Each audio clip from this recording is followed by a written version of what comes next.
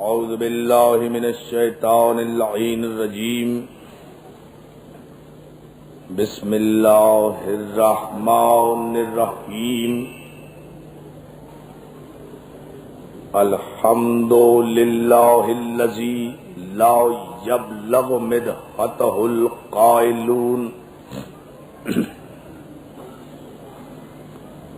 ولا یحصی نعماہ العدون ولا یؤدی حقہ المجتہدون الذی لیس لصفتہ حد محدود ولا نعت موجود ولا وقت معدود ولا اجل ممدود فطر الخلائق بقدرتہ ونشر الریاح برحمتہ ووتد بالصخور میدان ارضہ جلت عظمتہ والصلاة والسلام والتحیۃ والاکرام علی سیدنا الممجد المصطفى الامجد المحمود الاحمد ابی القاسم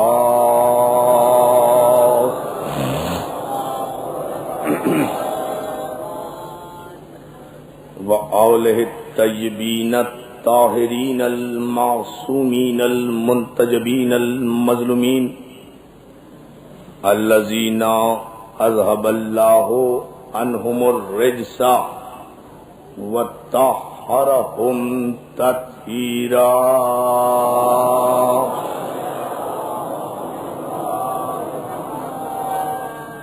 اما بعد فقد قال حق سبحانہ وتعالی فی محکم کتابہ الحکیم بسم اللہ الرحمن الرحیم قد جاءکم برہان من ربکم وَأَنزَلْنَا إِلَيْكُمْ نُورًا مُبِينًا صلوات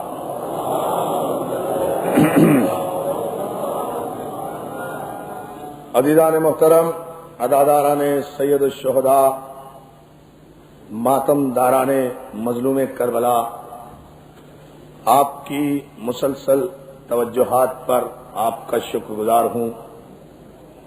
ماشاءاللہ آپ جس جذبہ ایمانی کے ساتھ، جس جوش عزاداری اور عقیدت کے ساتھ ان مجالس عزا میں شرکت کر رہے ہیں، اس کی جزا یقیناً آپ کو بارگاہ معصومین سے عطا ہوگی۔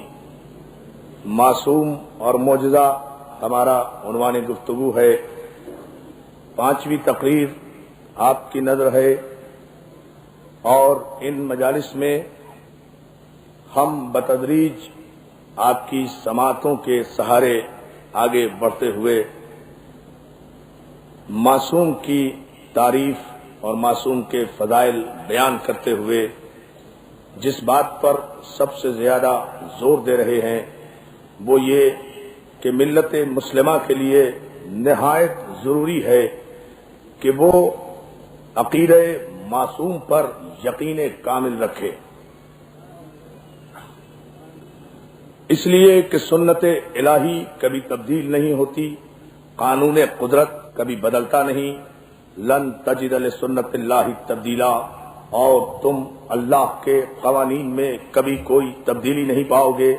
اللہ کا قانون بدلتا نہیں ہے، اللہ کے قانون میں کوئی تبدیلی نہیں آتی، اس لیے کہ اس کا قانون نقص علم کی بنیاد پر نہیں ہوتا، کمال علم کی بنیاد پر ہوتا ہے، اور جو قوانین بھی کمال علم کی بنیاد سے ہوں وہ کبھی تبدیل نہیں ہوا کرتے۔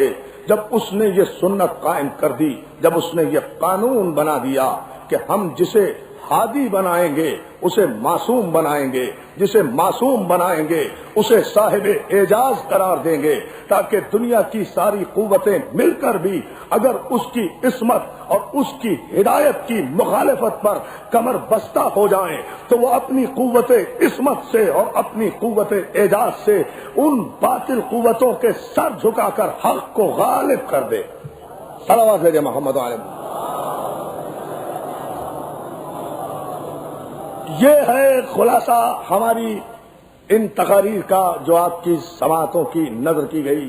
عزیزان محترم، کل ہم نے آپ کی خدمت میں عرض کیا تھا کہ قرآن مجید میں 14 مقامات پر معصوم کی تعریف کی گئی، 14 آیتیں معصوم کے لیے، اور 14 ہی الحمدللہ ہمارے معصوم ہیں۔ قرآن مجید میں 26 مقامات پر معجزے کا تذکرہ کیا گیا، 26 مقامات پر 21 صورتوں میں۔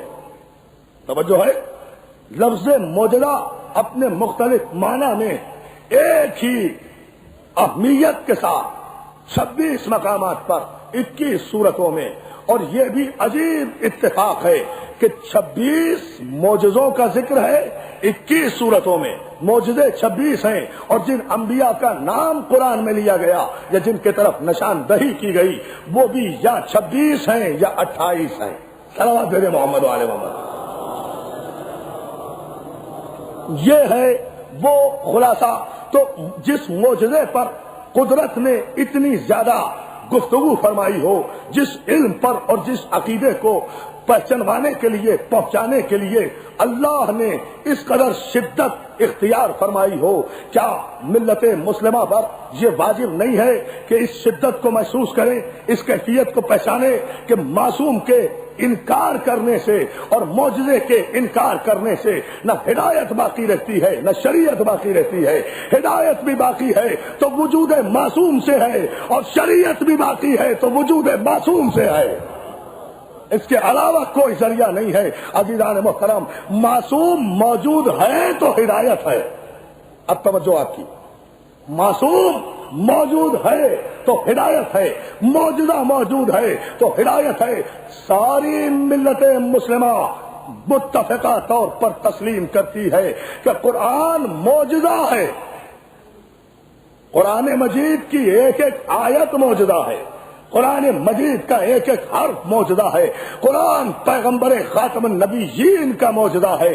سرکار ختمی مرتبت پر یہ نازل بھی ہوا تو بطور معجزہ نازل ہوا۔ اللہ اللہ، نہیں ایسے تو نہیں نا دوستو، ذرا سی آپ کو توجہ فرمانا پڑے گی۔ قرآن قلب پیغمبر پر نازل بھی ہوا تو بطور معجزہ نازل ہوا۔ ہم نے کل عرض کیا تھا کہ جس زمانے میں جیسی کیفیت رہی ویسا معجزہ عطا کیا۔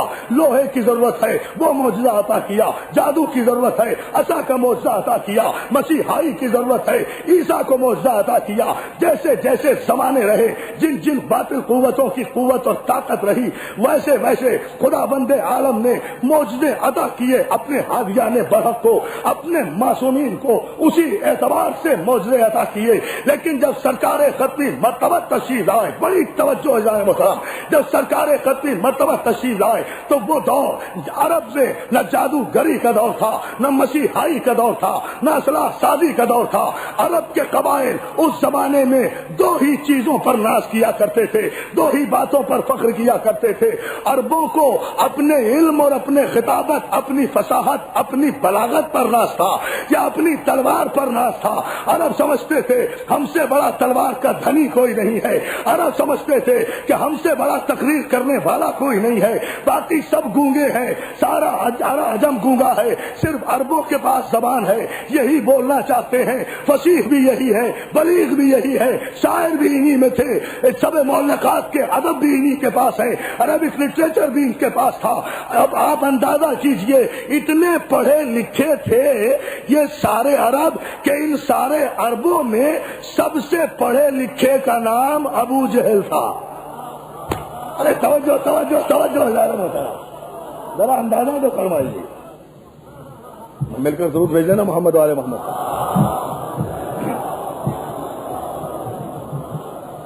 یہ سارے عرب اتنے پڑھے لکھے تھے، اتنے پڑھے، ذرا علم کا معیار تو دیکھیں، جن کا سب سے زیادہ پڑھا لکھا آدمی ابو جہل ہو، ان کا سب سے کم پڑھا لکھا آدمی کیا ہوگا؟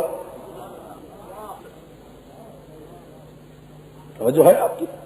سب سے زیادہ پڑھا لکھا آدمی ابو جہل کہلاتا تھا۔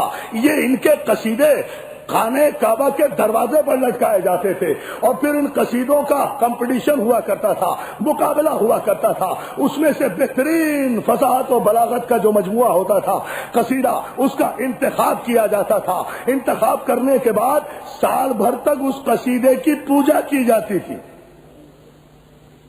اس قصیدے کی پرستش کی جاتی تھی۔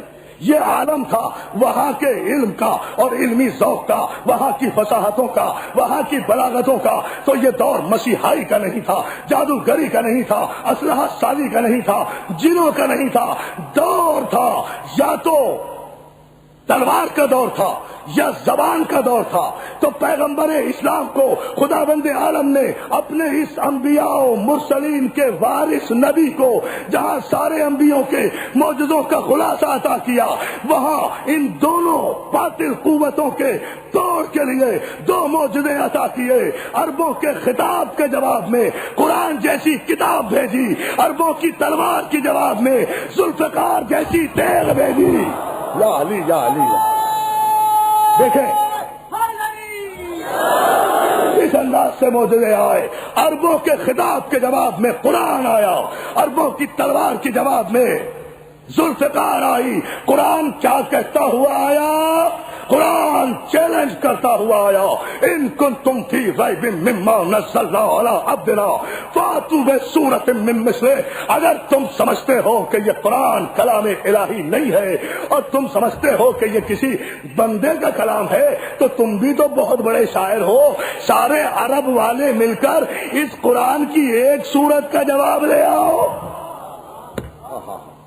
توجہ، ان کنتم فی ریب مما نزلنا علی عبدنا، اگر تمہیں یہ ریب ہے، یہ شک ہے، یہ گمان ہے کہ یہ اللہ کا کلام نہیں ہے، تو تم سارے عرب والے مل کر اس قرآن کی ایک سورت کا جواب لے آؤ۔ میں آگے چل کے بتاؤں گا کہ اس کا جواب وہ لا سکے یا نہیں لا سکے۔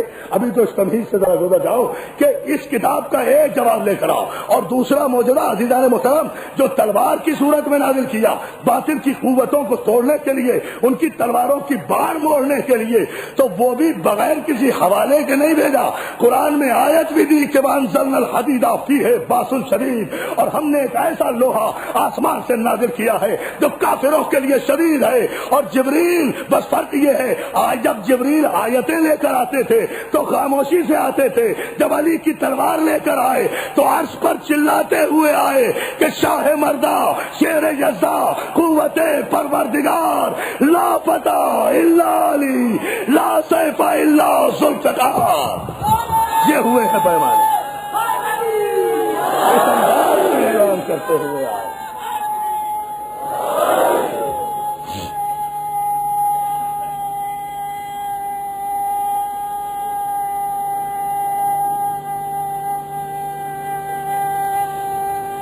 جیو مولا سلامت رکھے یا علی مدد کہنے والوں کو۔ عزیزان محترم توجہ ہے نا آپ کی؟ قرآن کے جا عربوں کے خطاب کے جواب میں تلوار بھیجی۔ اور یہی نہیں، مسئلہ جس پر ہم مسلسل گفتگو کر رہے ہیں وہ یہ کہ یہ جتنے انبیاء ما سبق آئے یہ سب میرے رسول کی پیشوائی کے لیے آئے، ان کے لیے ماحول کو تیار کرنے کے لیے آئے، دنیا کو سجانے کے لیے آئے، ظرف بشریت میں اتنی وسعت پیدا کرنے کے لیے آئے کہ جب یہ بشیر و نذیر آئے تو دنیا اس کے کلام کو سمجھ سکے، اس قابل ہو جائے۔ عزیزان محترم، موسیٰ آئے محدود سلطنت لے کر، عیسیٰ آئے محدود سلطنتیں اور محدود نبوتیں لے کر، سلیمان آئے، داؤد آئے، اسحاق آئے، سارے انبیاء آئے، سب پر حق ہیں، سب پر ہمارا ایمان ہے۔ ہم کہتے آ رہے ہیں مسلسل سب علیہ السلام ہے، اس لیے کہ جو بھی خدا کی جانب سے ہوگا اس پر ہمارا ایمان ہوگا۔ ہاں نہیں توجہ فرمائی جملے پر، جو بھی خدا کی جانب سے ہوگا اس پر ہمارا ایمان ہوگا۔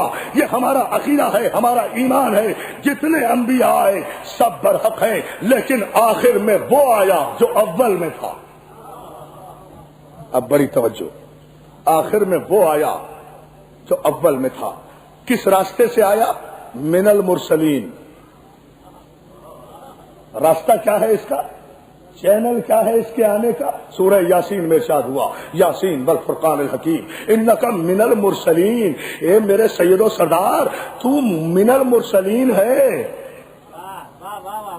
تم من المرسلین ہے، معاذ اللہ من الکافرین نہیں ہے، تو یہ مرسلین سے آیا ہے، مرسلین سے آیا ہے۔ اے ہاشم کو، اے عبد المطلب کو، اے عبد مناف کو، اے عبد المطلب کو، اے عبداللہ کو، اے ابو طالب کو، کافر سمجھنے والے تاریخ کے مورخوں بعد آ جاؤ، ورنہ اس قرآن کی آیت کی زد میں آ جاؤ گے۔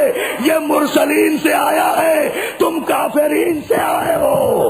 بڑا عجیب فلسفہ ہے چینل، یہ ہے چینل یا علی یا علی۔ آیت کی زد میں بلند آواز سے صلوات بھیجے محمد علیہ محمد۔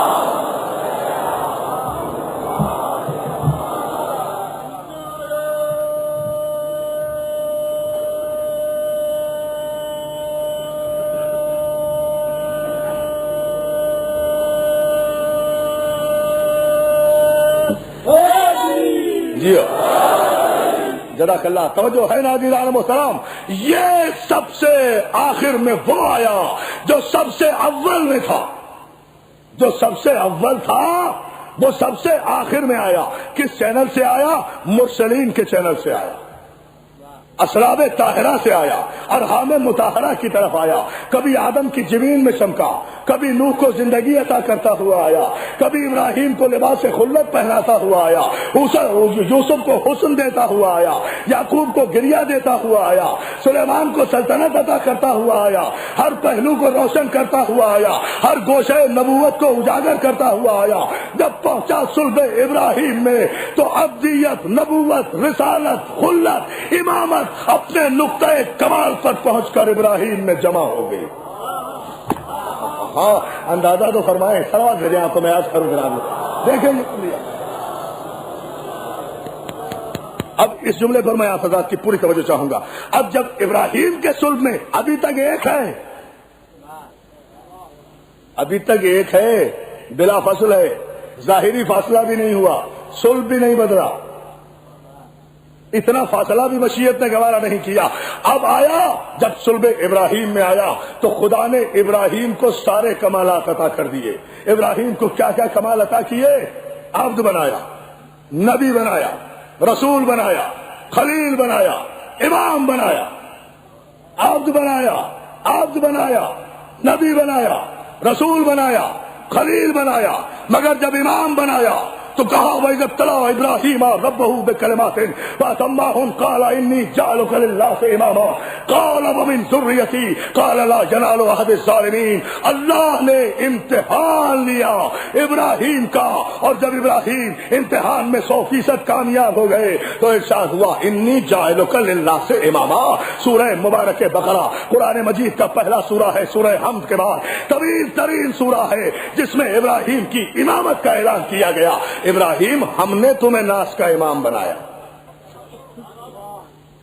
نہیں مجھے صرف آیت تو نہیں پڑھنا تھا، مجھے تو کچھ عرض کرنا تھا۔ انی جاعلوک للناس اماما، ہم نے تمہیں ناس کا امام مقرر کیا۔ قانون قدرت کا پتہ چل گیا کہ اب جب تک ناس ہے تب تک امام ہے۔ اللہ اللہ بہت بڑا مسئلہ ہے اگر آپ توجہ فرما لیں۔ جب تک ناس ہے، جب تک ناس ہے، آخری آدمی تک توجہ، پورا جملہ مکمل کر رہا ہوں۔ اب جب تک زمین و آسمان میں ناس ہے، ناس ہے، تب تک من جانب اللہ امام ہے اور ذریت ابراہیم میں ہے۔ اب جو امام معصوم کے قائل ہیں وہ ناس ہے، جو امام کے منکر ہیں وہ ستیہ ناس ہے۔ پیمانے پھر یوں ہوں گے،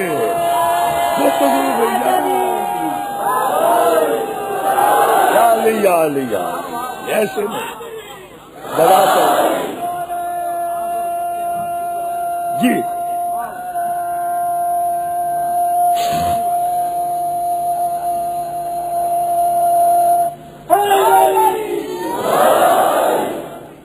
بلند ترین صلوات عظمت آدم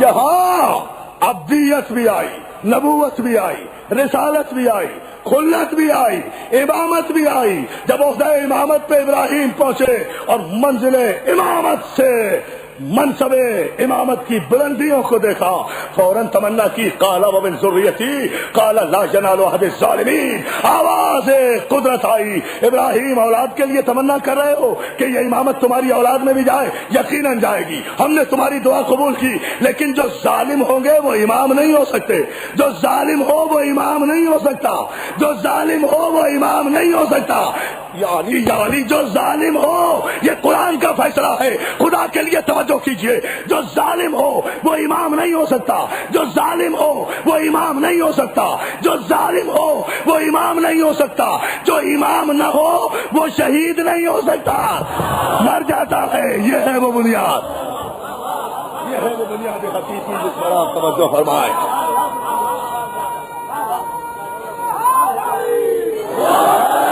اس لیے کہ تمہاری ضروریت میں کوئی ظالم ہوگا ہی نہیں، اور جو ظالم تمہاری ضروریت میں ہوگا وہ تمہاری ضروریت میں نہیں ہوگا۔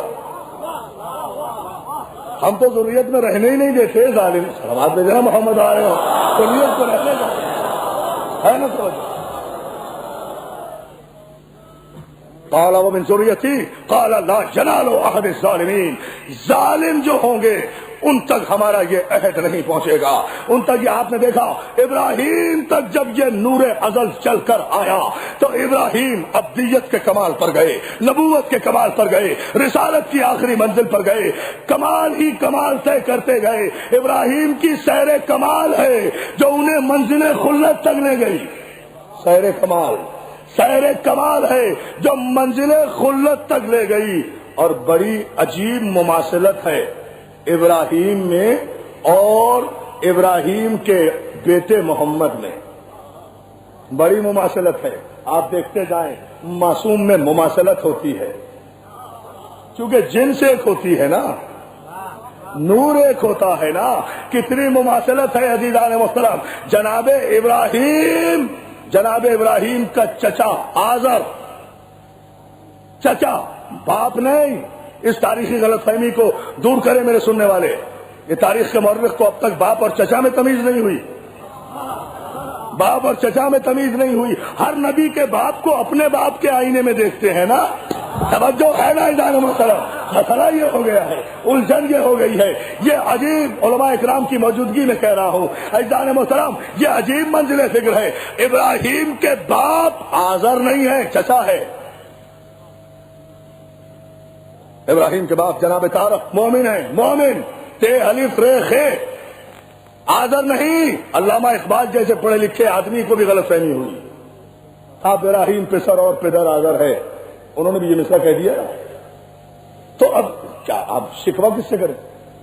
اتنے پڑھے لکھے آدمیوں کو بھی جب اتنی تاریخی غلط فہمی ہو جائے تو پھر حشرات الارض سے شکوے کی کوئی گنجائش ہی نہیں رہتی، اور جو ہے نا جانا مسئلہ۔ تو جناب ابراہیم کی مماثلت پیغمبر دیکھیں، ابراہیم عبد بھی، نبی بھی، رسول بھی، خلیل بھی، امام بھی۔ ابراہیم کا چچا آزر بت پرست بھی، بت فروش بھی، بت گر بھی، بت بناتا بھی ہے، بت بیچتا بھی ہے، بتوں کو پوجتا بھی ہے، بت گر بھی، بت فروش بھی، بت پرست بھی۔ چچا ادھر محمد عربی کا چچا ابو لہب، بت پرست بھی، بت فروش بھی، بت گر بھی۔ بڑی عجیب منزل ہے۔ اب یہاں ایک جملہ کہنے جا رہا ہوں عزیزان محترم، یہ عجیب منزل فکر ہے کہ ابراہیم کے چچا نے اذیتیں دی ابراہیم کو، اور محمد کے چچا نے اذیتیں دینے کی کوششیں کی۔ وہ تو خدا نے انتظام کر دیا تھا اپنی امانت کا، ابو طالب جیسے چچا کی پناہ میں رکھ کر، ابو طالب صلوات بھیجے نا محمد آل محمد کا، ابو طالب جیسے چچا کی پناہ میں رکھ کر اہتمام۔ لیکن میں پھر وہی کہہ رہا ہوں، یہ ابراہیم کی عصمت و طہارت ہے کہ ابراہیم نبی بھی ہیں، رسول بھی ہیں، خلیل بھی ہیں، امام بھی ہیں، صاحب معجزہ بھی ہیں۔ ابراہیم کا ایک معجزہ نہیں، تاریخ میں 18 معجزے جناب ابراہیم کے ملتے ہیں۔ معصوم بھی ہے، صاحب معجزہ بھی ہے، لیکن ایک جو سب سے بڑا معجزہ ان کا پیش کیا جاتا ہے وہ یہی پیش کیا جاتا ہے نا کہ نمرود نے آگ کے شعلے بھڑکوائے، آگ کے شعلے بھڑ کے منجریخ میں ابراہیم ابراہیم کو بٹھایا، منجنیق میں بٹھایا، آگ کے شعلوں کے حوالے کر دیا۔ ابراہیم آگ میں پہنچے، اطمینان سے بیٹھے، آگ ابراہیم کے جسم سے مس ہوئی، خدا کی آواز آئی، یا نار کونی بردم و سلام علی ابراہیم، اے آگ سلامتی کے ساتھ ابراہیم پر ٹھنڈی ہو جا۔ پوری توجہ، میں سارے عالم اسلام سے اور محمد رسول اللہ کا کلمہ پڑھنے والے شہدائیان مصطفیٰ سے مخاطب ہوں۔ اپنے نبی کی شان دیکھو، ابراہیم کے جسم سے آگ مس ہوئی تو ٹھنڈی ہوئی، آگ مس ہوئی تو ٹھنڈی ہوئی، خدا نے حکم دیا تو ٹھنڈی ہوئی۔ یہ میرا محمد مصطفیٰ ہے کہ ادھر آمنہ کی گود میں آیا، ادھر 1000 سال سے آتش کدے فارس میں جو آگ جل رہی تھی فوراً گل ہو گئی۔ یہ ابراہیم کی منزل کہ منجنیق میں بیٹھ کر آگ کے شعلوں میں جائے تو آگ ٹھنڈی ہو، یہ محمد کا معجزہ کہ دنیا میں آئے تو آگ ٹھنڈی ہو۔ پیمانے دیکھیں حضور،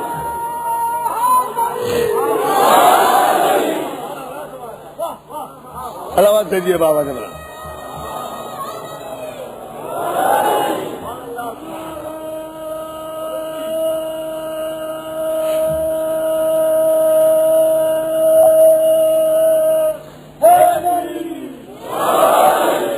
بلند ترین سلوات مل کر یہاں سے وہاں تک محمد آل محمد۔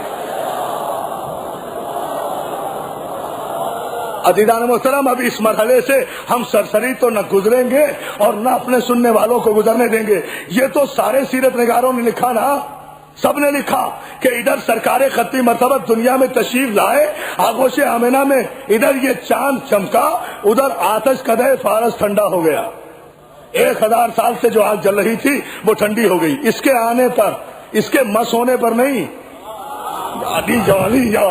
اس کے آنے پر یہ آگ سے مس نہیں ہوا، ادھر یہ آیا، ادھر آگ ٹھنڈی ہوئی۔ آگ نے ٹھنڈا ہو کر گواہی دی کہ اب جو بھی اس کے دامن میں آ گیا وہ آگ سے محفوظ ہو گیا۔ اب جسے آگ نہ جلا سکے سمجھ لو رحمت محمدی میں ہے، اور جسے آگ جلا کے خاک کر دے، یا علی یا علی یا علی۔ ارے آپ توجہ نہیں کر رہے، ہم جہاں کو شروع کر دیکھتے جائیں۔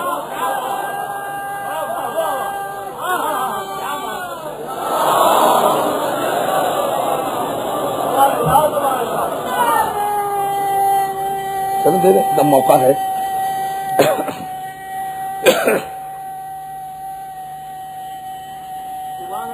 دیکھیے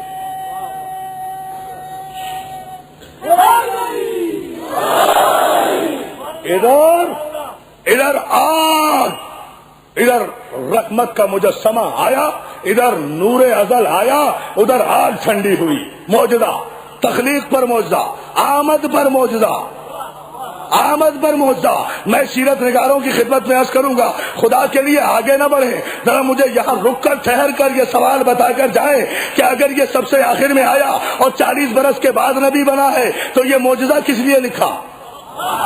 بہت توجہ، بہت توجہ، بہت توجہ عزیزان محترم، یہ کس لیے لکھا؟ یہ معجزہ بتاتے جائیے نا، پھر یہ معجزہ کس لیے لکھا؟ کیا کسی بچے کی پیدائش پر آگ ٹھنڈی ہوئی؟ جب نہیں ہوئی تو تسلیم کرو کہ یہ محمد نہیں پیدا ہوا، معصوم آیا، معصوم آیا، معصوم آیا۔ دیکھیں نا کتنی واضح بات کر رہا ہوں تاکہ کسی مسلمان بھائی کے ذہن میں کوئی کنفیوژن نہ ہو۔ تمام سیرت نگاروں نے لکھا، شبلی نعمانی سے لے کر مولانا مودودی تک ہر ایک نے تحریر کیا ہے، یہ آیا تو آتش کدے فارس ٹھنڈا ہوا۔ ایک نہیں، 2 معجزے اس کے آنے پر ظاہر ہوئے۔ آیا تو آگ ٹھنڈی ہوئی، آیا تو قصر قیصر کے 14 مینارے گرے۔ پتہ نہیں گن کر بتائے ہیں تاریخ نے 14۔ یا علی یا علی یا علی، مولا نے جگہ، مولا نے جگہ۔ میں معصومین کی عظمت بیان کر رہا ہوں، گن کر تاریخ کے مورخ نے کسی نے نہ 12 لکھے، نہ 13، نہ 11 لکھے، نہ 10، نہ 15 لکھے، نہ 17۔ سب نے کہا یہ آیا تو 14 کنگرے قصرے باطل کے گرے، باطل کے محل کے 14 مینار گرے، یعنی آنے والے نے آتے ہی بتا دیا اکیلا نہیں آیا، 14 لایا، 14 لایا ہوں۔ ہر باطل کو غلط اکیلا نہیں آیا، دیکھتے چلے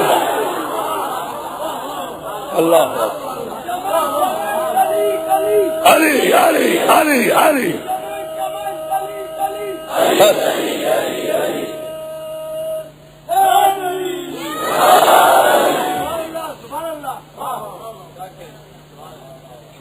سلامت.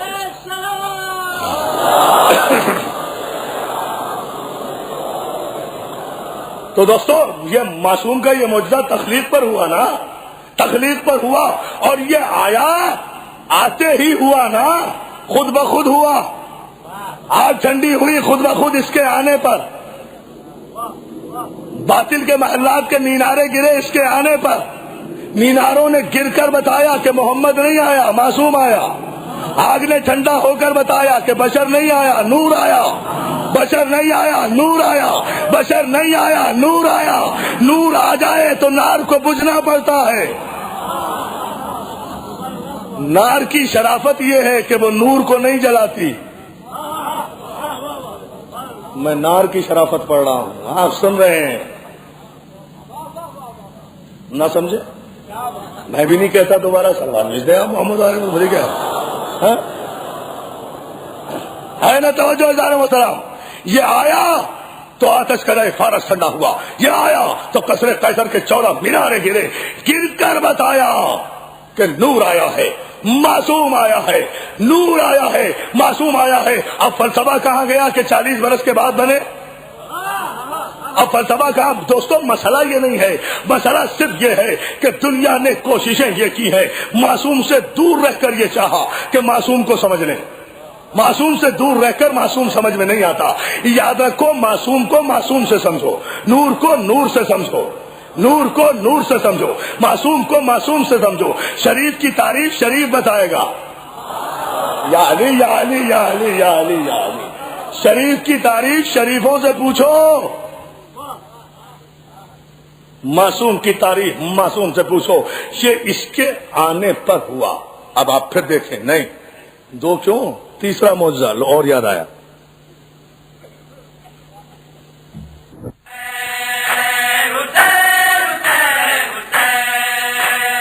اس سال کی ہماری یعنی حسینی کیسٹ سینٹر کی پیشکش بہترین نوحہ حضرات کا بے مثال مجموعہ، جیسے رضی رضوی، حسن صادق، ندیم سرور، ناصر زیدی، خرم عرفان اور انجمن الذوالفقار کے نقی ذکی اور ساتھی. ان کے علاوہ ہمارے یہاں دیگر نوحہ حضرات اور ذاکرین کرام کی آڈیو اور ویڈیو نیز کمپیکٹ ڈسک یعنی CDs بھی دستیاب ہیں. تو ہمارا پتہ آپ تمام حضرات کو یاد ہی ہوگا، حسینی کیسٹ سینٹر، 6062 حضرت عباس اسٹریٹ، نیئر خوجہ جامع مسجد یعنی خوجہ مسجد کے بالکل قریب، حضرت امام حسین چوک، ممبئی 400009 اور ٹیلی فون 3722969.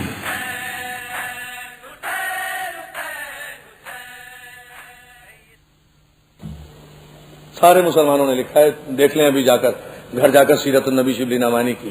یہ آیا تو آتش کدے فارس ٹھنڈا ہوا. یہ آیا تو قصر قیصر کے 14 مینارے گرے. یہ آیا، جب یہ آیا تو جناب حلیمہ کی بکریوں نے دودھ میں زیادتی کر دی. دیکھیں ہم اس روایت کو مانیں یا نہ مانیں، لیکن آپ کی تاریخ میں لکھا ہوا ہے. بات ہم یہ نہیں کہ اگر ہم استدلال کر رہے ہیں تو ہم اس روایت کو مانتے ہیں. اگر یہ حلیمہ کی گود میں گئے تو ان کی بکریوں کے دودھ میں برکت شروع ہو گئی. حلیمہ کے پستان میں دودھ نہیں تھا، آپ نے دہن اقدس لگایا بقول سیرت نگار کے تو دودھ کے چشمے داری ہو گئے. اس سے پہلے حلیمہ کا دودھ خشک تھا، سوکھا ہوا تھا. اگر اس روایت کو تھوڑی دیر کے لیے صحیح مان لوں، پھر بھی میرے معصوم کے معجزے کو مانو. قدرت نے حلیمہ کا دودھ ہی خشک کر دیا تاکہ کوئی جھوٹا منہ اسے لگنے نہ پائے، جھوٹا منہ اسے لگنے نہ پائے. یہاں تک تو احتیاط کی ہے. اللہ اللہ اللہ، اندازہ کیجئے، سمجھتے چلے جائیے. اس انداز سے میں نے کہا نا کہ میری روایت کو ضروری نہیں ہے کہ ہم اپنے عقیدے کے مطابق مانیں، لیکن جب استدلال کر رہے ہیں تو جہاں سے بھی شرف معصوم ظاہر ہو رہا ہے، یہاں سے بھی عظمت معصوم پیدا ہو ظاہر ہو رہی ہے. اور بڑھا بہت توجہ اور بڑھا، ابھی 8 برس کی عمر ہوئی ہے، دنیاوی عمر، ورنہ اس کی عمر تو دنیا کی عمر سے بھی بہت بڑی. اس کے سنو سال کا تو کوئی اندازہ کر ہی نہیں سکتا، لیکن دنیاوی عمر 8 برس کی ہوئی تو کافروں نے گواہی دی ابو طالب یہ عجیب بچہ ہے، جب چلتا ہے تو عرب کی جھلسا دینے والی گرمی میں جب یہ چلتا ہے تو ابر کا ایک ٹکڑا اس کے سر پہ سایہ کیے رہتا. صلوات بھیجے محمد علیہ محمد.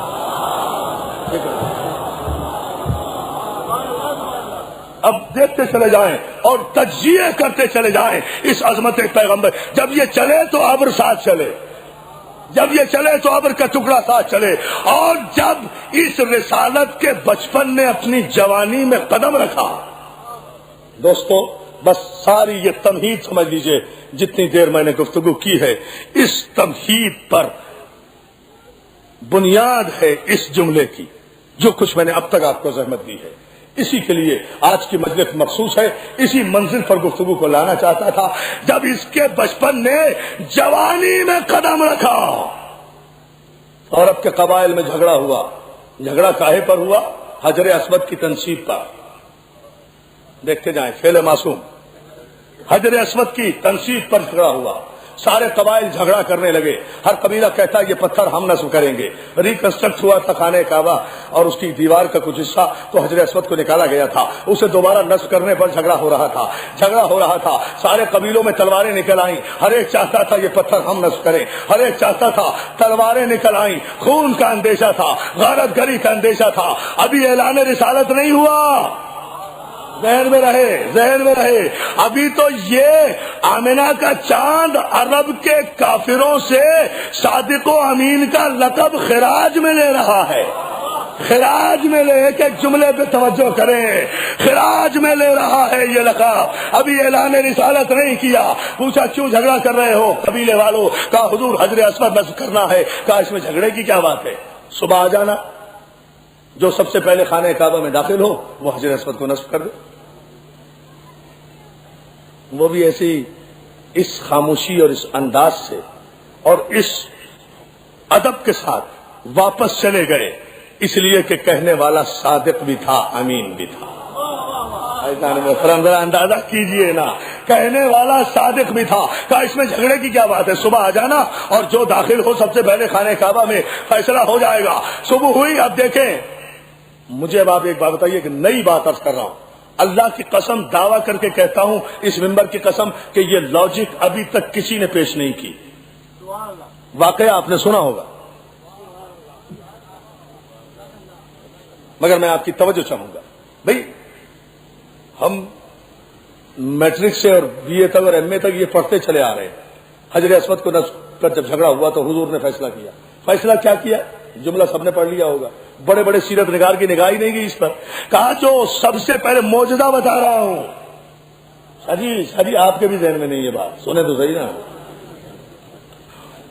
حافظ صاحب کے بھی ذہن میں نہیں، مجھے پتا ہے نا. دیکھیں غور کریں اس پر. بھئی اس میں جملہ کیا ہوا؟ بھائی صبح آ جانا اور سب سے پہلے جو خانہ کعبہ میں سورج کی پہلی کرن کے ساتھ داخل ہو اسے حق ہے کہ وہ حجر اسود کو نصب کرے. اس میں بات کیا تھی؟ ارے لوگ ساری رات وہیں بیٹھ جاتے، گھر جانے کی کیا ضرورت تھی؟ سورج نکلنے کا انتظار کرتے رہتے، پہلی کرن نکلتی، سب بھاگنے دوڑنے میں تیز تھے، جلدی سے خانہ کعبہ کی دیوار کے نزدیک آ کر کھڑے ہو جاتے اور آ کر یہ شرف حاصل کر لیتے. آخر تاریخ کا مورخ سرسری کیوں گزر گیا؟ پوری توجہ دوستو، سب مورخین نے لکھا کہ سب سے پہلے خانہ کعبہ کی دیوار کے نیچے آفتاب رسالت پہنچا ہے سورج کی پہلی کرن کے ساتھ. سب بعد میں پہنچے. کیوں؟ کیا ایمرجنسی ہو گئی تھی؟ کیا کسی جنازے میں رک گئے تھے؟ کیا جلدی ہو گئی تھی؟ جلدی پہنچ جانا چاہیے تھا. اتنا بڑا شرف جس میں تلواریں نکال رہے تھے، پیغمبر سے پہلے پہنچتے، کیوں نہیں پہنچ سکے؟ عزیزان محترم، اب عرض کر رہا ہوں مولا کی عطا کے ساتھ پہنچ کیسے سکتے تھے؟ امین نے کہا تھا کہ سورج نکلنے کی پہلی کرن کے ساتھ جو پہنچے گا وہ حجر اسود کو نصب کرے گا. سورج ان کے بس میں کہاں تھا؟ پیغمبر جب تک کعبے میں پہنچا نہیں سورج نے چہرہ دکھایا نہیں. وہ سمجھتے رہے یہ آئیے آئیے تاریخ کے فیصلے مولا آپ کو سلامت رکھے.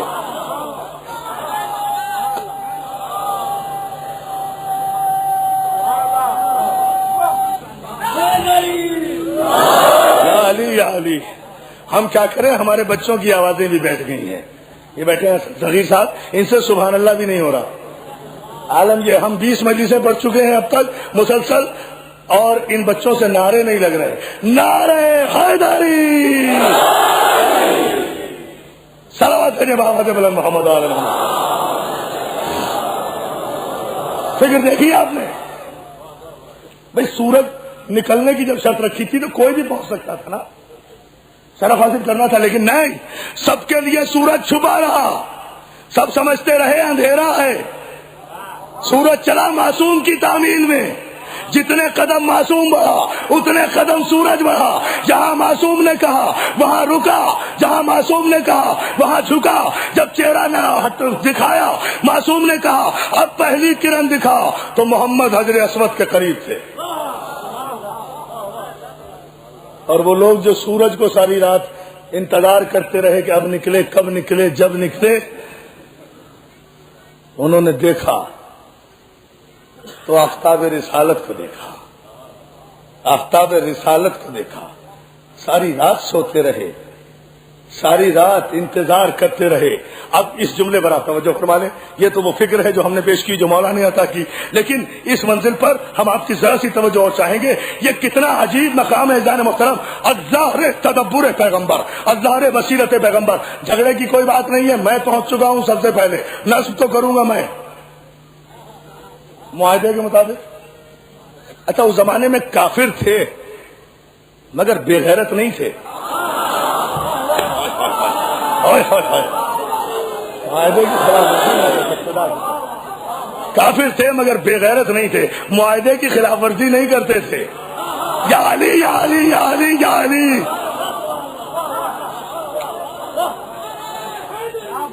جیو ہاں حضور، بالکل بالکل جینٹل مین پرومس ہے. بالکل عبداللہ کے بیٹے آپ ٹھیک کہہ رہے ہیں. آپ ونر ہیں. آپ سب سے پہلے آئے، آپ کو حق ہے. اور پھر آپ سے زیادہ صادق کون ہے؟ آپ سے زیادہ امین کون ہے؟ اور توجہ تو فرمائیں اس جملے پر. بس ٹھیک ہے، آپ ہیں. کہا نہیں، میں مسلمانوں کے لیے رحمت بن کر نہیں آیا، میں عالمین کے لیے رحمت ہوں. میں محروم تمہیں بھی نہیں کروں گا. اپنے دوست سے ابا اتاری، چادر بچھائی، حجر اسود کو اپنے ہاتھ سے اٹھا کر اس چادر میں رکھا. کہا سارے قبیلے اس چادر کے کونے پکڑ لو، اٹھا کر تم چلو، نصب میں کر دوں گا. سارے قبیلے خوش ہو گئے.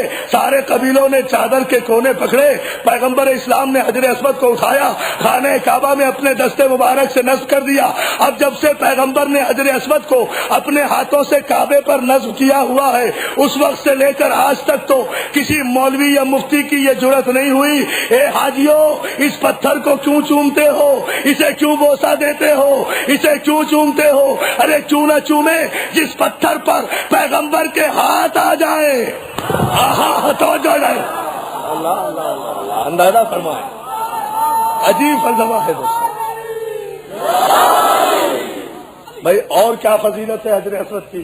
مولانا سید احمد صاحب قبلہ بیٹھے ہیں، مولانا جعفر عابدی صاحب، ان سے پوچھیں کیا فضیلت ہے صاحب اس پتھر میں؟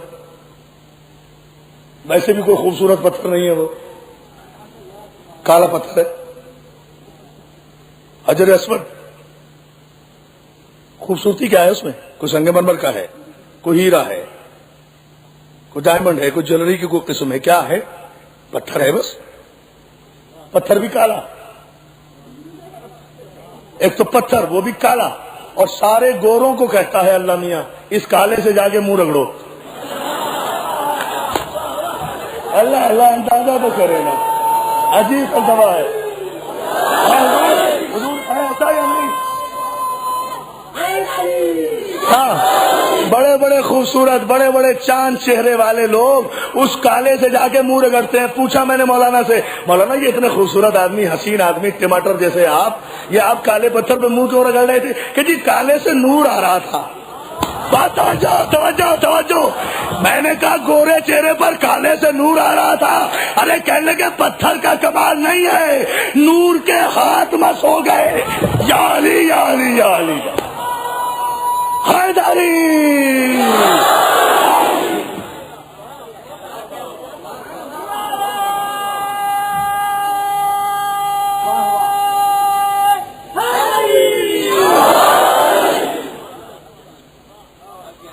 کالا پتھر ہے, ہر ایک پہ واجب ہے کہ ضرور جائے. کسی کا حج ہی مکمل نہیں ہوتا. بھائی کیا فضیلت ہے؟ فضیلت کچھ نہیں ہے. فضیلت یہ ہے کہ 3 معصومین نے اسے مس کیا. اس پتھر کو یا آدم نے نصب کیا, یا ابراہیم نے نصب کیا, یا پیغمبر اسلام نے نصب کیا. توجہ ہے نا جانے محترم. معصوم جس پتھر کو نصب کر دے, یا علی دوستو, تقریر میرے اختتامی مرحلے میں اور قیامت کی منزل پہ انشاءاللہ مولا کی مدد سے گفتگو چھوڑوں گا. اگر آپ نے توجہ فرما لی, یا آدم نے اسے نصب کیا, یا ابراہیم نے اسے نصب کیا, یا سرکار مصطفیٰ نے اسے نصب کیا. ایک معمولی سے پتھر کو اپنے دست مبارک سے اگر محمد مصطفیٰ نصب کر دے تو کسی کی عبادت اس وقت تک مکمل نہیں ہوتی جب تک اس پتھر کو بوسہ نہ دے لے. اگر حاجیوں کے حج کی وجہ سے, رش کی وجہ سے پتھر تک نہ جا سکو تو مولانا سے پوچھو, یہ حکم ہے کہ دور سے پتھر کی طرف اشارہ کر کے اپنا ہاتھ چوم لو. ہے نا حضور, اندازہ تو کریں. اپنا ہاتھ یعنی پتھر کی طرف رخ کر کے اپنا ہاتھ چوم لیا تو پتھر کے سارے تبرکات سمٹ کر آپ کی ہتھیلی میں آ گئے.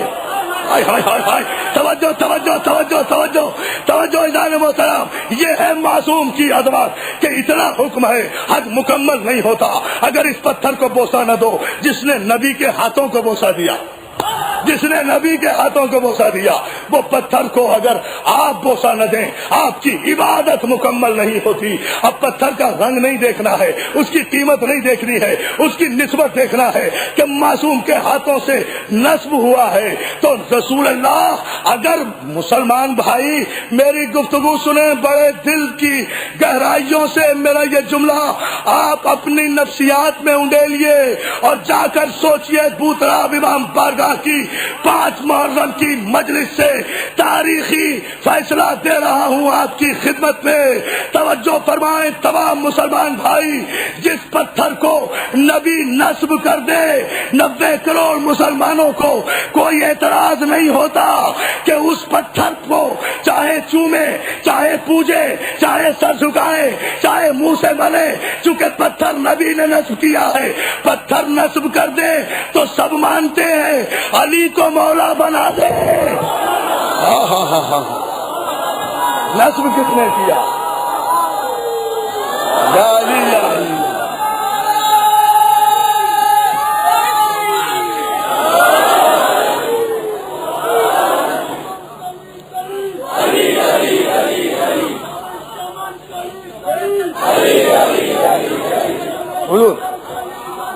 آج تو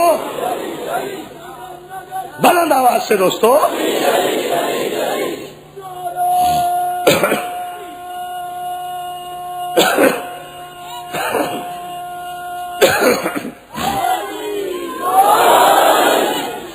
پتھر کو اگر نبی نصب کر دے تو وہ واجب الاحترام ہے. تو جس ابو تراب کو علی نصب کرے اور ہاتھوں سے مس نہ کرے بلکہ ہاتھوں پہ اٹھائے, ہاتھوں سے انشاءاللہ عرض کروں گا 7ویں 8ویں مجلس میں غدیر کے موقع پر, جب نعمتیں تمام ہوں گی, جب معجزے تمام ہوں گے, اس منزل پر انشاءاللہ مولا نے طاقت دی تو وہ واقعات عرض کروں گا. اب تو وہاں جانے کا وقت بھی نہیں رہا, مضمون زیادہ پھیل جاتا ہے, وقت کم ہوتا ہے, لیکن صرف اس آپ کا ذوق سماعت آمادہ کرتا رہتا ہے کہ گفتگو کو بڑھایا جاتا رہے. عزیزان محترم, پتھر کو نبی نے نصب کیا. جس پتھر کو, بے جان پتھر ہے نا, نبی نصب کرے وہ تو عبادت کے لائق. اس پتھر میں نبی تو نہیں ہے.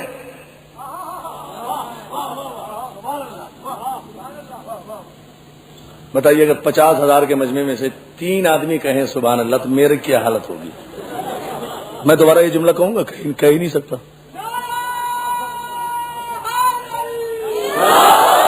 آپ پھر اندازہ کیجئے، مولا آپ کو سلامت رکھے. جس پتھر کو نبی نے نصب کیا ہے، دیکھیں بڑی علمی انداز میں اس کو سنیں، اور اس کا ایک نتیجہ میں دے رہا ہوں آپ کی خدمت میں.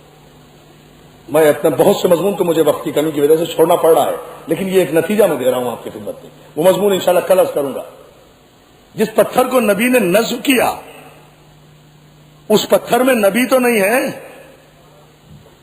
صرف دست مبارک کے نبوت مس ہوا ہے نا.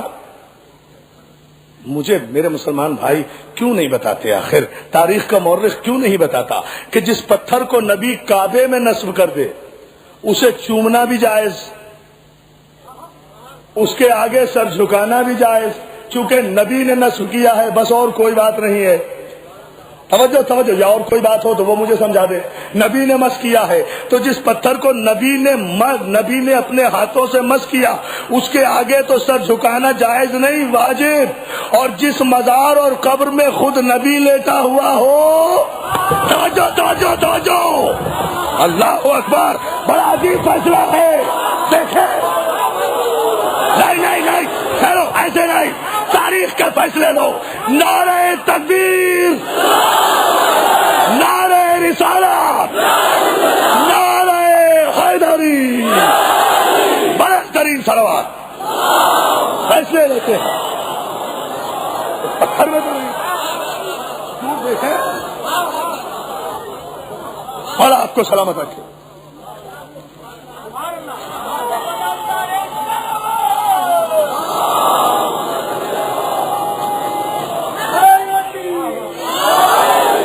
اور جو ہے ناظران محترم، بھائی اس پتھر میں نبی تو نہیں لیٹا ہوا.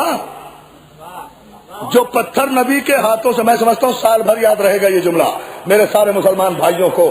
آپ میرا پورا عشرہ بھول جائیں گے لیکن فکر کی یہ منزل نہیں بھولیں گے جہاں مولا کے صدقے سے اس وقت پہنچا ہوں، کہ جس پتھر کو نبی مس کر دے اسے سر جھکانا واجب، اس کے سامنے سر جھکانا واجب، اسے چومنا واجب، اس کا ادب واجب، اس کا احترام واجب. اور جس قبر میں، جس مزار میں، جس روزے میں نبی لیٹا ہوا ہو، اگر میں وہاں سر جھکانے کے لیے جاؤں تو بدعت، حرام. اللہ، معصوم کے منکرو، معجزے کے منکرو، سبق لو، عبرت حاصل کرو. توجہ، حد ہوتی ہے معصوم کی توہین. معصوم کی بے حرمتیاں کرتے ہو، معجزوں کے انکار کرتے ہو. غرور شاہی اور غرور تخت و تاج میں اتنے فرعون مت بنو، اتنے فرعون مت بنو. معصوم کے روزے پر نہ جائیں، پتھر کو چومیں، عبادت. جس نے نصب کیا اس کی جالی کو بوسہ دیں، بدعت. تمہارا ہاتھ چومے تو ریال کی دولت دے دو. لا، تمہارے ہاتھ جا کر چومے، تمہارے دربار میں سر جھکائے تو عزتیں ملیں، ریال کی دولتیں ملیں. اور جس کی جوتی کے صدقے میں تم عرب کی بھیڑیں چرانے والے عرب کے جاہل بدوؤں کو تیل بیچنے کے نتیجے میں دولت میسر آ گئی، جس کی جوتیوں کے صدقے میں اس نبی کے روزے پر جائیں تو بدعت. میں کہتا ہوں ارد گرد کے حالات سے عبرت حاصل کرتے رہو، کہیں ایسا نہ ہو کہ تمہاری داستان تک بھی نہ ہوگی.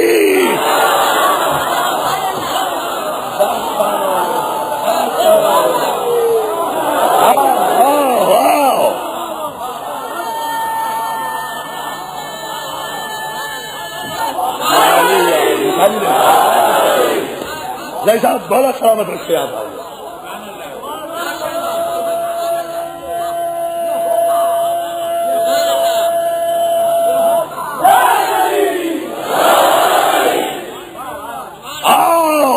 انشاءاللہ کل یہاں سے گفتگو کو آگے بڑھاؤں گا. عزیزان محترم، پیغام ہے ملت مسلمہ کے لیے، ہمارے مذہب میں کہ محمد سے وفا تو نے تو ہم تیرے ہیں. جو محمد سے بے وفائی کرے ہمارے مذہب میں اس کی کوئی عزت نہیں ہے، خواہ وہ کل کا فرعون ہو یا آج کا فرعون. ہمارے یہاں عزت کا پیمانہ صرف محمد مصطفیٰ کی غلامی ہے، صرف معصوم کی غلامی ہے، صرف معجزے کا اقرار ہے۔ میرے دشمن کو بھی اگر پیش کرو میرے سامنے اور کہو کہ یہ معصوم کو مانتا ہے، یہ معجزے کو مانتا ہے، میں اس کی جوتیاں اٹھانے کو تیار ہوں۔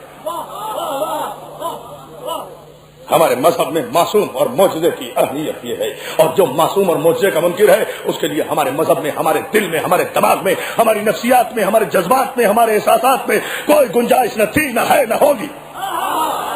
It should be very clear, very clear, without any mental reservation میں کہہ رہا ہوں۔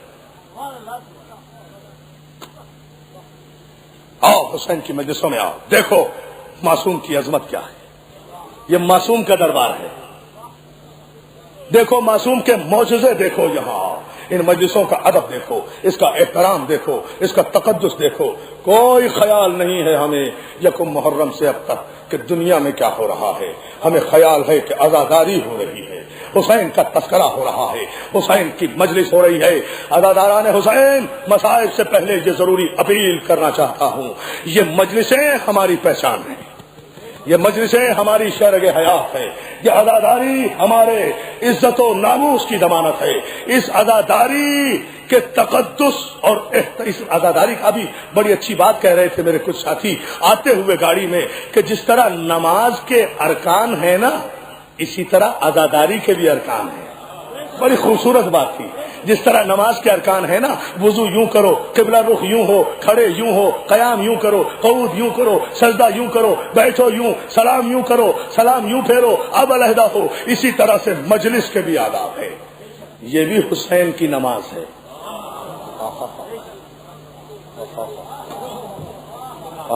اس مجلس کا احترام کرو عزیز، اس طرح سے آؤ ان امام بارگاہوں میں جہاں جہاں بھی مجلسیں ہو رہی ہیں، جو بھی ذاکر پڑھ رہا ہے، خدا کے لیے تماشا نہ بناؤ، دوسروں کے ہاتھوں میں نہ کھیلو۔ دشمن پہلے ہی سخت ترین نظر رکھے ہوئے ہے، دشمن چاہتا ہے کہ یہ عزاداری ختم ہو جائے، دشمن چاہتا ہے کہ یہ مجالس ختم ہو جائیں۔ غلطی انسانوں سے ہوتی ہے، عزاداری کو نقصان کیوں؟ توجہ ہے نا عزیزان محترم، عزاداری کے تقدس کا خیال رکھو، عزاداری کے احترام کا خیال رکھو، احترام مجلس باقی رہے، احترام ممبر باقی رہے، احترام ذاکر باقی رہے۔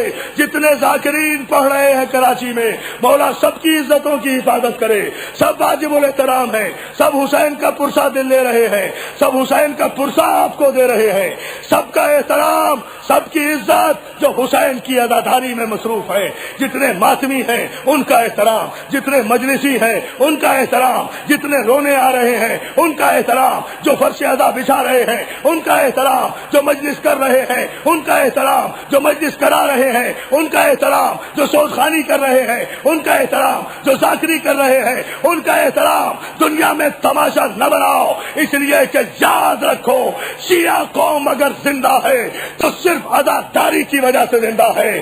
اگر عزاداری کا احترام باقی نہیں رہا تو میں جملہ کہہ رہا ہوں کہ عزاداری کا انکار بالکل ایسا ہی ہے جیسے کوئی معصوم اور معجزے کا انکار کر دے۔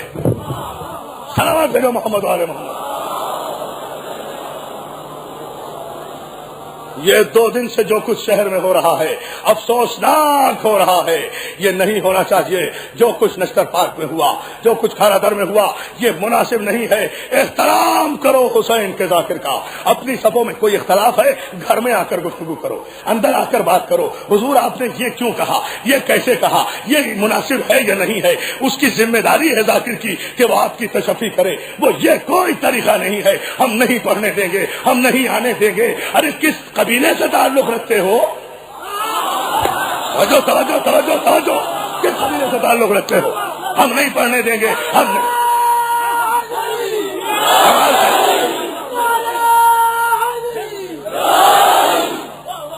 انسان ہے، انسان سے کوئی غلط جملہ بھی نکل سکتا ہے، کوئی غلطی بھی ہو سکتی ہے۔ اس کا مطلب یہ تو نہیں کہ آپ ذاکر حسین کی توہین کرنے لگے۔ آپ کو شاید اندازہ نہیں، چوتھے امام اللہ جانے اس مجمع میں کہاں بیٹھے ہوں گے۔ ذاکر ممبر پہ بیٹھا ہے۔ کچھ سوچا کرو، تمہارے عقیدے اگر ختم ہو گئے تو باقی کیا رہ جائے گا؟ کسی کی کوئی عزت نہیں ہے۔ جس کی بھی عزت ہے حسین کے ذکر کے صدقے میں ہے. بس حسین سے ہٹ کر، حسین سے کٹ کر، حسین سے بچ کر، حسین کی عزاداری کو برباد کر کے اگر یہ چاہو کہ کسی کی عزت باقی رہ جائے گی تو احمقوں کی جنت میں رہتے ہو. خدا کے لیے سمجھو، ہوش کرو، بالکل ہی لاوارثوں کی طرح زندگی بسر مت کرو. تمہارا وارث موجود ہے جو تمہیں دیکھ رہا ہے، تمہاری نیتوں کے حال سے واقف ہے، تمہاری ذہنیتوں کے حال سے واقف ہے. دنیا مذاق اڑا رہی ہے، دنیا تماشا دیکھ رہی ہے، اور ہم ہیں کہ ہمارا نہ کوئی پوچھنے والا ہے، نہ ہمارا کوئی سننے والا ہے، نہ ہمارا کوئی کہنے والا ہے. یاد رکھو، تحفظ اداداری ہماری شرگ حیات ہے. تحریک تحفظ اداداری کو فروغ دو اور اس اداداری کو باقی رکھو. یہ کوئی اختلاف اگر ہے تو اسے گھر میں بیٹھ کر طے کرو. شریف لوگ، اور آپ تو شیعہ ہیں، مومن ہیں، علی کے ماننے والے ہو، سید زادے ہو، اولاد علی و رسول ہو. غیر مسلم اور غیر مہذب قومیں اب اپنے ڈرائنگ روموں میں بیٹھ کر بڑے بڑے مسئلے حل کر رہی ہے. آپ ساری بہادری اپنوں پہ دکھا رہے ہیں. بڑے بہادر ہیں، بڑی بہادری کی بات ہے. یہ بہادری ہے، یہ بہادری ہے، یہ کوئی بہادری نہیں ہے. میں تو کہتا ہوں کوئی اس بات کو ذرا سوچ کر دیکھے. خدا کی قسم معراج ہے اگر منبر پہ موت آ جائے. معراج ہے میری زندگی کی، آئے اور کوئی گولی مارے. میری تو تمنا ہے کہ اس منبر پہ موت آئے. اس سے بڑی زندگی اور کیا ہوگی؟ اس سے بڑی زندگی اور کیا ہوگی؟ اس لیے کہ ذکر کرتے کرتے اگر موت آ جائے، میرا ایمان ہے خدا کی قسم، مولا حسین کی قسم، عباس کے علم کی قسم کھا کر کہہ رہا ہوں کہ میں جب اس منبر پر آتا ہوں تو یہ کہہ کر آتا ہوں، فاطمہ زہرا میں کچھ نہیں ہوں، تیرے بیٹے کا ذکر کرنے جا رہا ہوں، تو جانے تیرا بیٹا جانے. یہ ایمان ہونا چاہیے کہ یہاں بطول آئی ہے، یہ ایمان ہونا چاہیے. اور فاطمہ زہرا کی بارگاہ وہ ہے جہاں فرشتوں کو بھی بغیر اجازت کے آواز بلند کرنے کا حق نہیں ہے. وہ آپ کی اور میری حیثیت کیا ہے؟ ہاں، یعنی ہم اپنے ہر عقیدے کا انکار کیے جا رہے ہیں اور پھر کہتے ہیں ہم شیعہ ہیں. اگر یہاں معصومین آتے ہیں تو یہاں سانس بھی ادب سے لو. بطول کو پہلے ہی بہت زخم دوسروں نے دیے ہیں، ضروری ہے کچھ اور زخم لگانا؟ اگر کسی امام بارگاہ میں آج مجلس نہیں ہوئی، ذاکر نہیں پہنچا، وہ اس کی غلطی، نہیں پہنچا، لیکن وہاں فاطمہ تو پہنچی ہوں گی نا، تکلیف نہیں ہوئی ہوگی بطول کو. کہاں ہے میرے بچے کا ذکر کرنے والا؟ بابا آپ نے کہا تھا کہ خدا ایک قوم پیدا کرے گا. بابا یہ ہے وہ قوم. خدا کے لیے میں تم سے ہاتھ جوڑ کے اپیل کر رہا ہوں، ایسا نہ کرو، تماشا نہ بناؤ. ہاں، فاطمہ زہرا نہیں کہیں گے اپنے بابا سے بابا یہ ہے وہ قوم، یہ آپس میں جو ایک دوسرے کے گریبان پکڑ رہی ہے، یہ ہے وہ قوم، یہ جو مجلسیں اجاڑ رہی ہے، یہ ہے وہ قوم. بابا اس کے انتظار میں اب تک جنت میں نہیں گئی.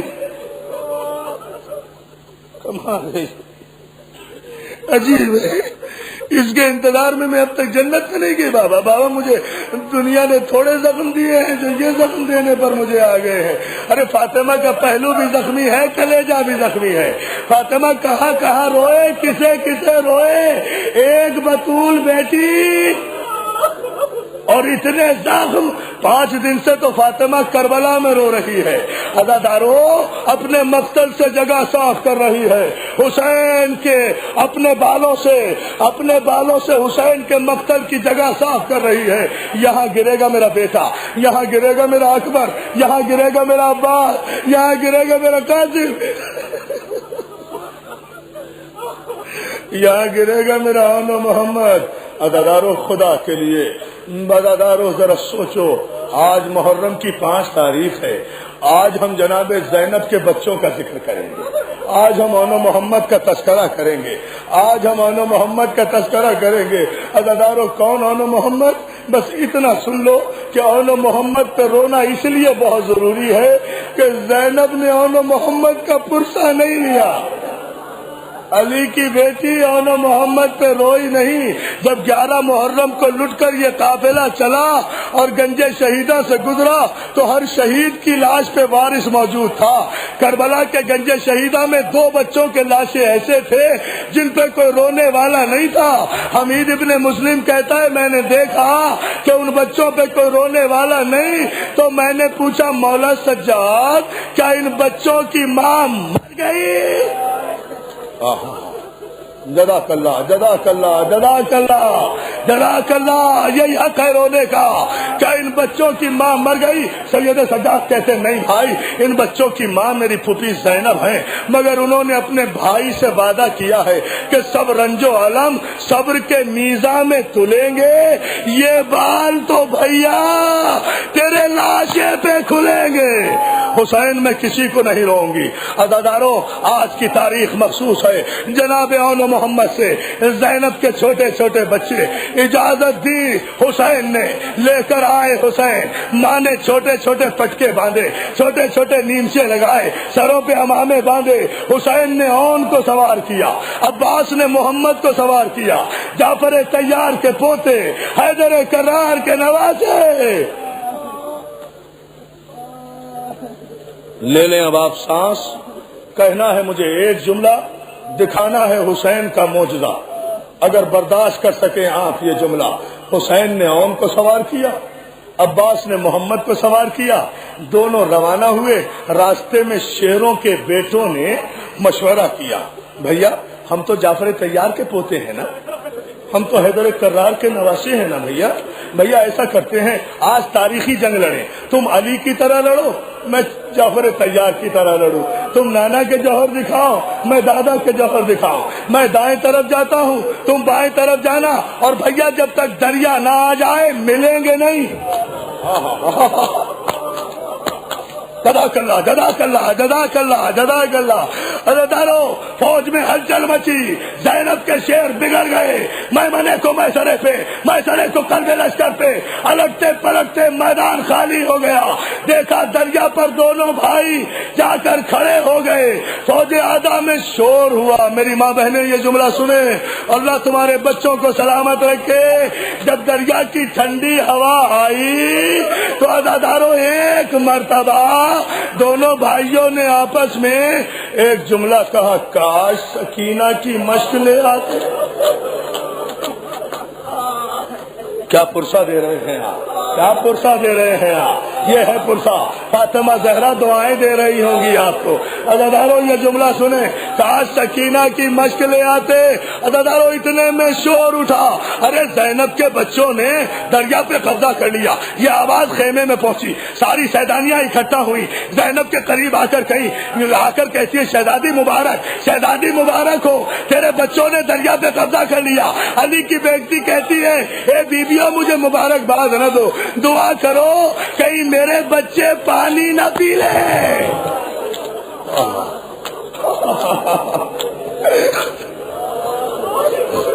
جزاک اللہ جزاک اللہ. مولا تمہیں سلامت رکھے. کیا پرسہ دے رہے، ہاتھ نہ جوڑو، پھر روتے رہو روتے رہو. بہت بڑی قیامت کی منزل ہے. کہیں میرے بچے پانی نہ پی لیں. ادھر اون محمد زخموں سے چور چور ہوئے.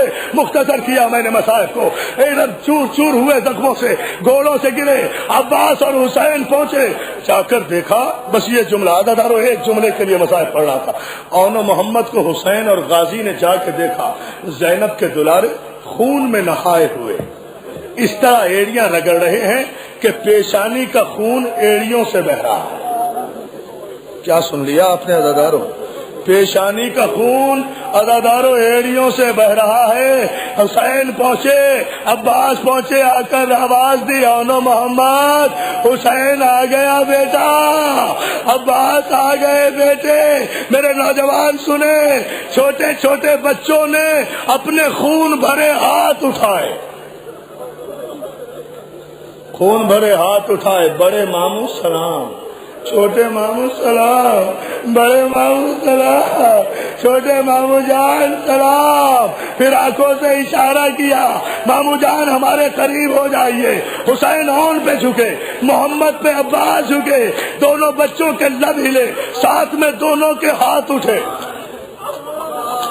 اب سکون سے جملہ سن لینا.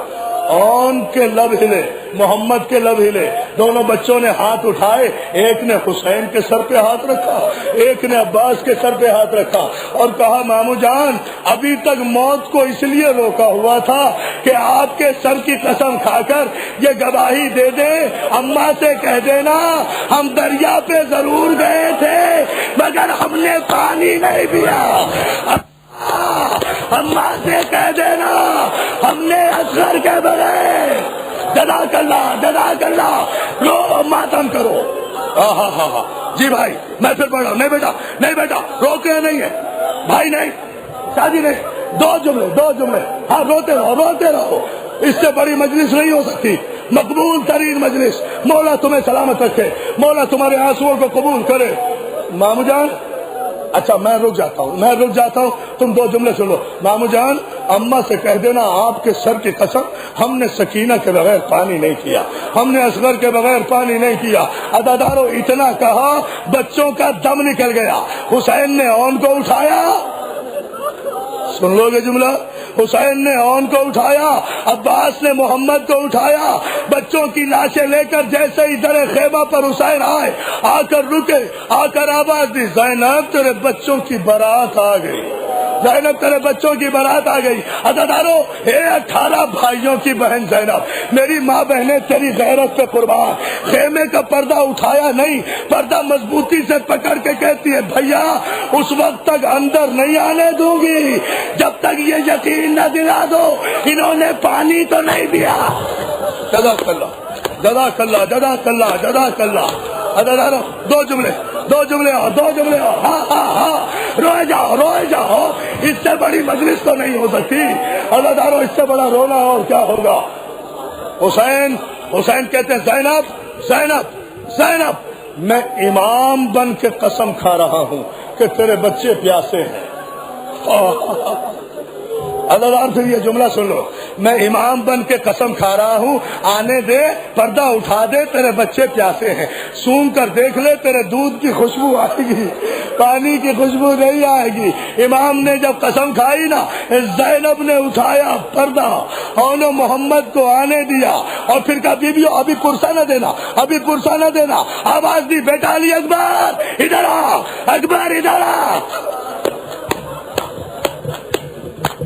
بیٹا علی اکبر۔ عزادارو سن لو گے جملہ، اکبر ادھر آ، اکبر آیا، اکبر بیٹھ گیا، زینب نے کہا اکبر جی پھوپھی اماں بیٹا بیٹھ گیا، عباس جی بہن عباس ادھر آؤ، بھیا اون کو تو اٹھا، محمد کو میں اٹھاتی ہوں، اون کا لاشا عباس نے اٹھایا، محمد کو زینب نے اٹھایا، اکبر کے گرد چکر دینا شروع کیے، پروردگار میرا اکبر سلامت رہے، میں نے اپنے بچے قربان کر دیے